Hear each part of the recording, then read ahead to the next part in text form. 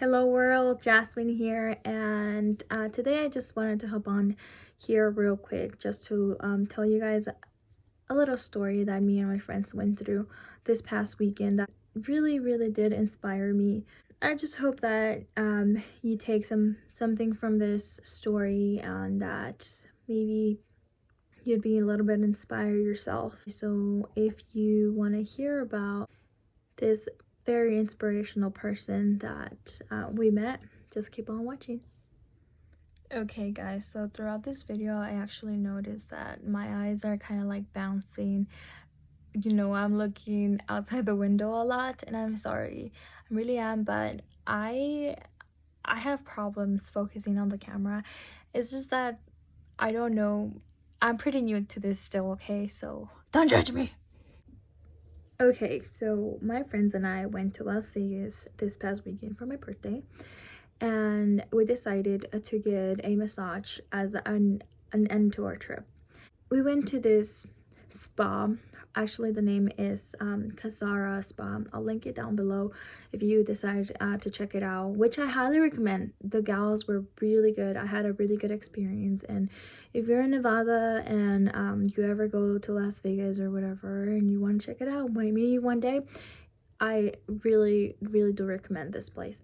So we went to this spa, and one of my friends actually gets a facial, and I'm pretty sure she got the facial done by the owner of the spa, which is actually pretty impressive. So she got Marcela, and Marcela is the name of the girl that was actually a victim of sex trafficking.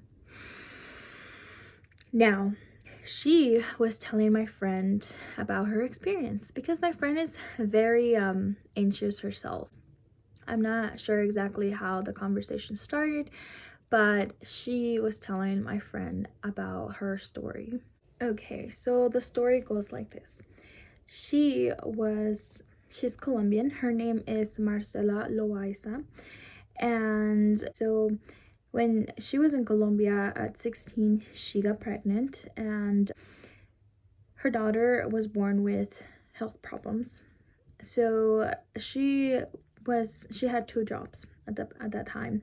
She was a cashier, and on the weekends she was a professional dancer. Her true passion, was dancing. Now, she self-taught, and she said that she wasn't a table dancer or pole dancer. She was a professional dancer. And so this guy came up to her. Sorry if you guys hear noises. My neighbor's mowing his lawn on this precise moment. You know how that goes. Anyways, she what was I saying?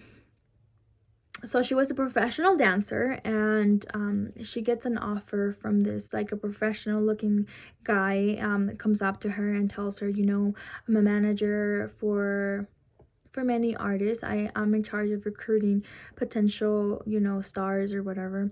And so he wants to recruit her as a dancer, a professional dancer. And he tells her that she should expand her horizons, kind of thing. He kind of told her that the deal was that she needed to travel a lot, which she hadn't at this point even gone on an airplane, so it sounded too good to be true to her. So she decided to decline. I mean, she was doing good for herself. She had two jobs. She was happy with her family.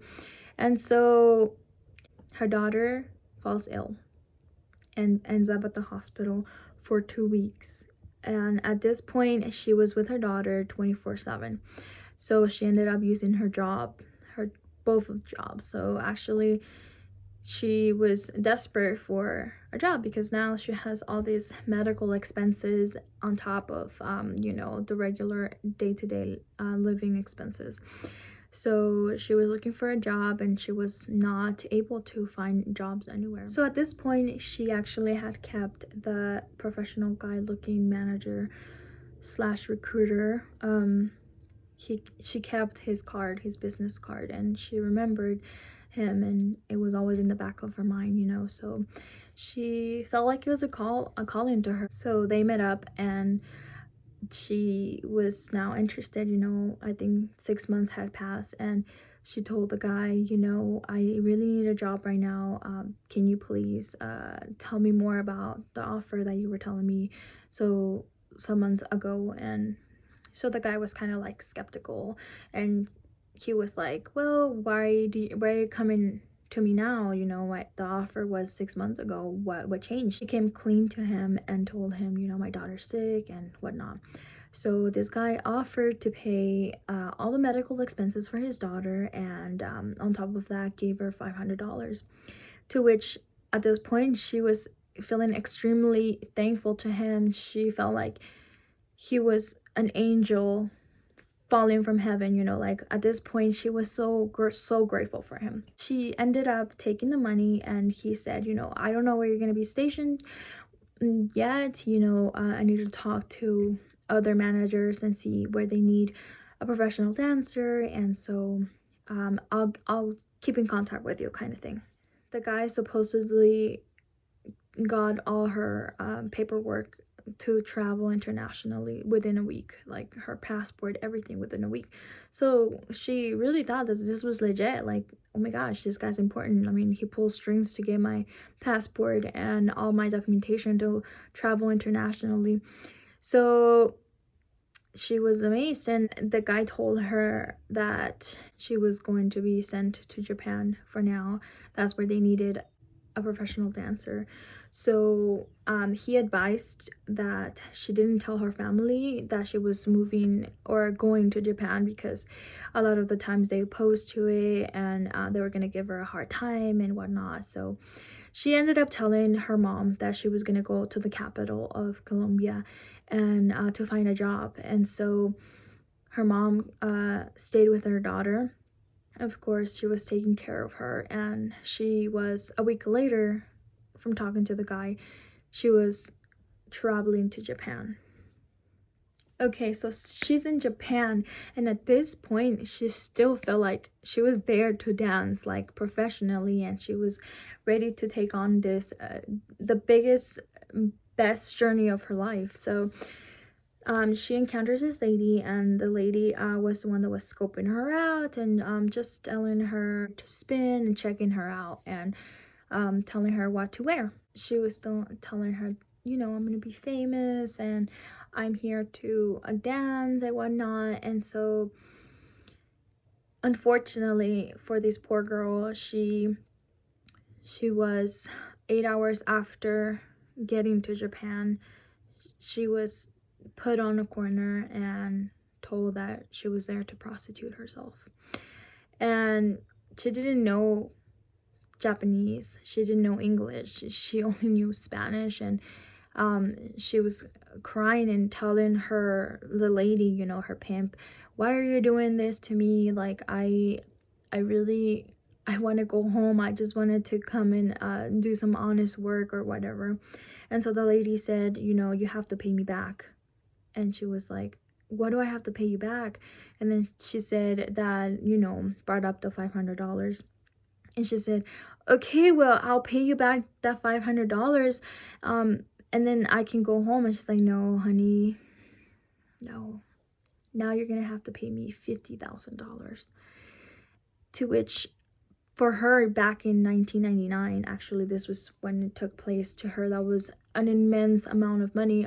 She's never in her life even seen this much money. So she was like, telling the lady, her pimp, was telling her that now she had to pay $50,000, and that was the only way that she would be set free.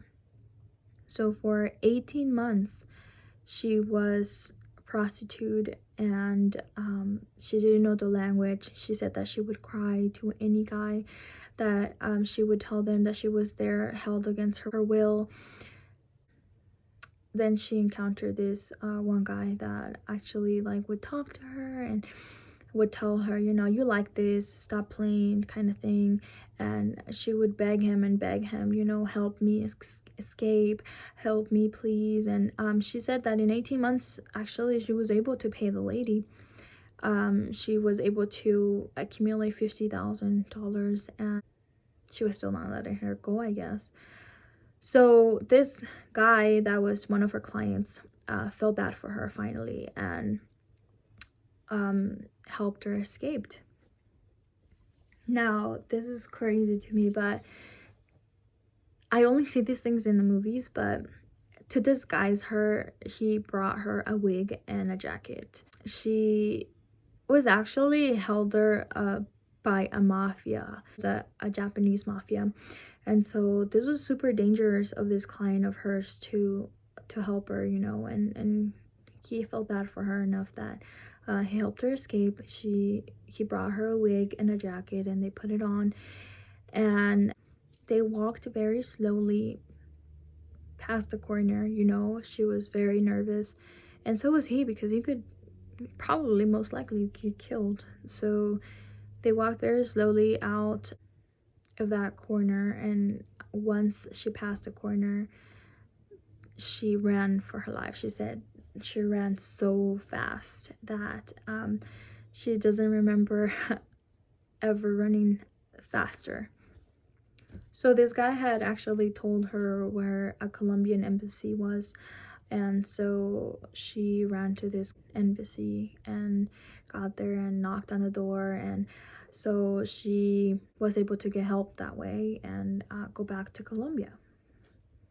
And she was able to go back to her family, see her daughter again, and she was trying to open up a case for sex trafficking and human trafficking in Colombia. And she says that in Colombia, the judge didn't even believe in her.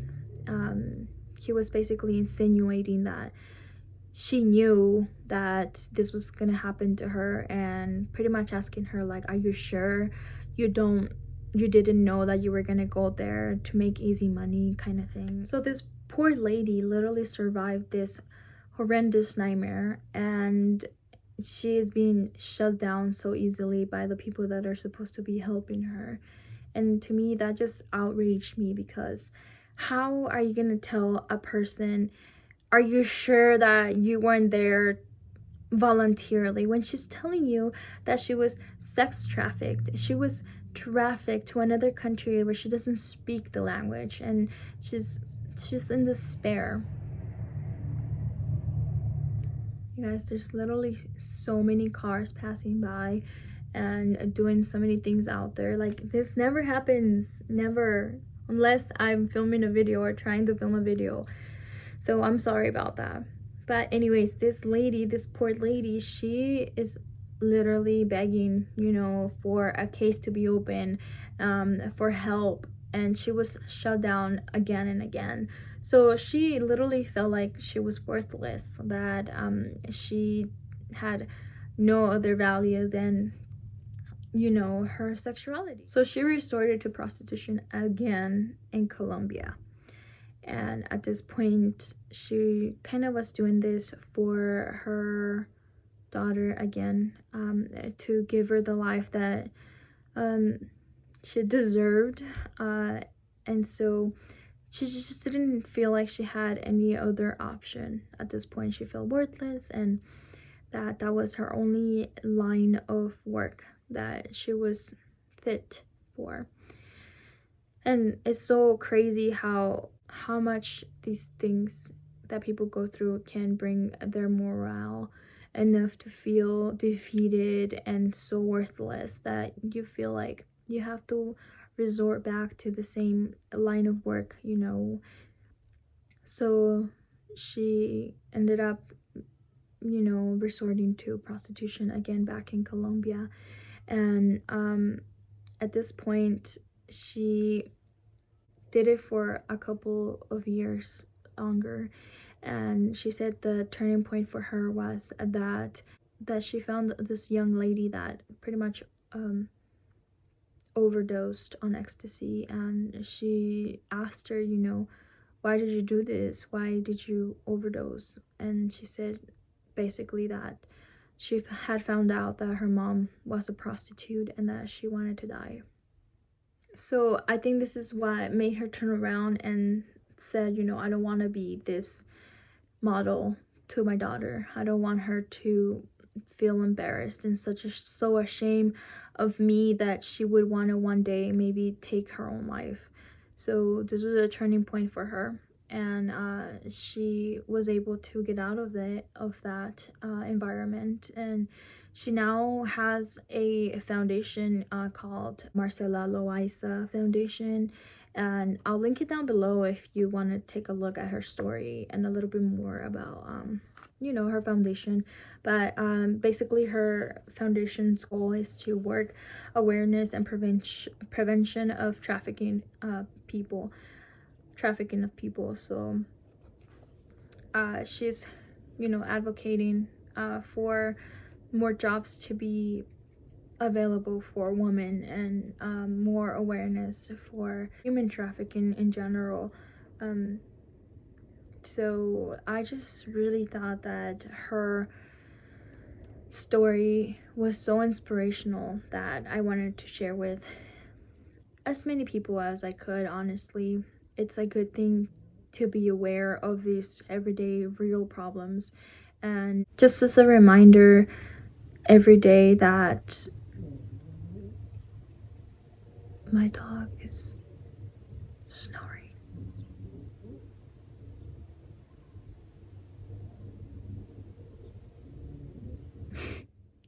She's the cutest. So I just want you guys to hear her story, and to remind you guys a little bit that you need to be grateful for your current situation, because it could always be worse. It could always be better too, and you can do something about that. There's always people that are there for you, strangers and family and people that really do care about you.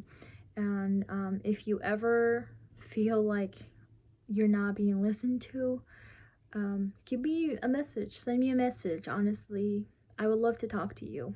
I myself, I had a pretty rough childhood, and not grateful for it, but it did make me the person that I am today, and I like to think that I'm a very strong person. And so if you ever have any problems, there's no such thing as big problems or small problems. Honestly, in my book, they're all problems, and they're very real to each individual. So if you feel like you're not being listened to, like, honestly, DM me.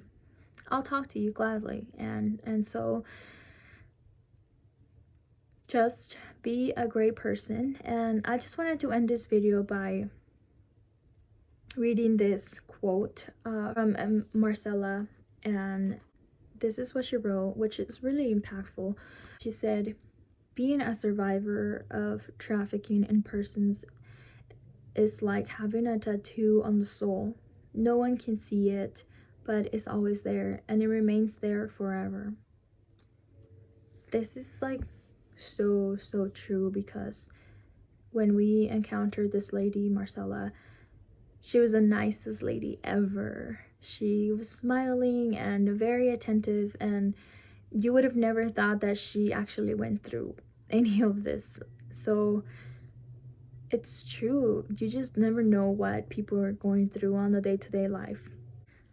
And so I was just gonna say another thing, that Loaiza, Miss Loaiza, actually found the love of her life, and she's now married and happy with her daughter and with her husband, and she has this amazing foundation. She was able to make a really good recovery from this horrible experience that she went through. She actually has 2 books, which I'll link down below, so you guys can check it out, and she has a really awesome foundation. So she's doing good now, and her horrible experience has been heard, and now she is doing something to advocate for those victims that have gone through similar experience. Well, that's all, guys. I wanted to share this story with you guys, and hopefully you are as inspired as I am by this lady.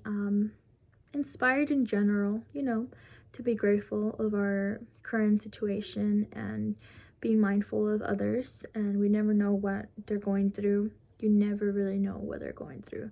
So be patient with others and love each other, respect them, and most of all, be grateful. Be grateful to be here, and be grateful that there's always people that are willing to you know, give you their time. Anyway, I love you guys today and forever. Please DM me if you have any problems. Truly, I mean it. All right, have a nice day, guys. Good to talk to you. Bye bye.